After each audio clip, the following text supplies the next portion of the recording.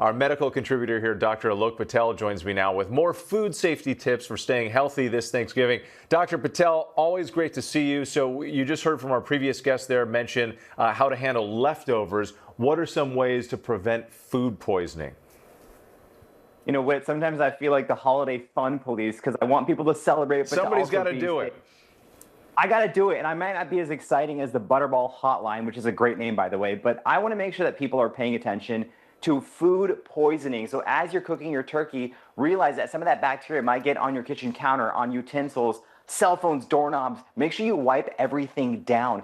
Also, according to the Red Cross and statistics, Thanksgiving has the most cooking fires than any other holiday in the United States. So you really want to make sure you're paying attention to good kitchen safety. We see cuts also in the ER every year, especially when kids get too close to those sharp objects. And last but definitely not least, ask your guests, ask anyone, be vocal about your own food allergies. There's a lot of stuff being served, a whole spread, 17 side dishes. You want to make sure that everyone is safe. 17 side dishes. I got to go to your place one of these years. I just threw that number out. That's right. I love it. All right. So some people, of course, you know, they're cooking for the first time. Kitchen accidents bound to happen. You named a few there. What are some other things to keep in mind?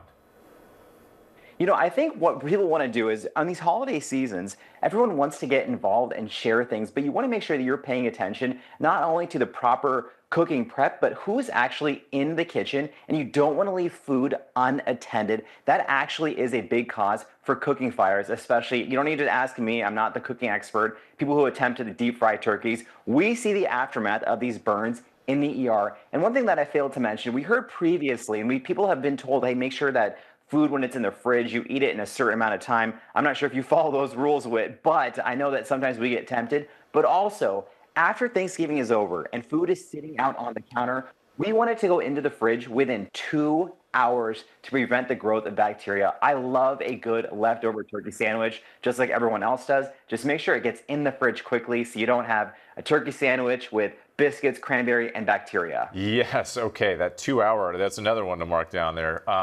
So some people, of course, might be drinking during the holiday festivities. What are some of your recommendations to help keep that in check?